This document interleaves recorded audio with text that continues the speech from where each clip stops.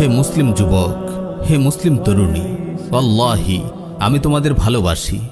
আমি চাই তোমরা সুন্দর হও, পবিত্র হও, নির্মল হও।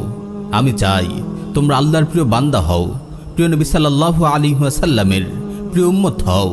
আমি চাই তোমাদের জীবনটা ফুলের মতো সুন্দর হোক, পবিত্র হোক, নির্মল হোক। তোমাদের অন্তরটা শুদ্ধতায় ভরে থাকুক। তোমাদের হৃদয়ে উম্মার প্রতি ভালোবাসা জাগুক। তোমাদের হৃদয়ে জ্বলে উঠুক সেই ঈমান, সেই জজবা, যেই জজবা ছিল বদরের কিশোর সাহাবী মুআজ ও মুআউযের হৃদয়ে, যারা উম্মার হেফাজতের জন্য বুক টানটান করে দাঁড়িয়ে গিয়েছিল, উম্মতের ফিরআউন আবু জাহলকে জাহান্নামে পাঠিয়েছিল।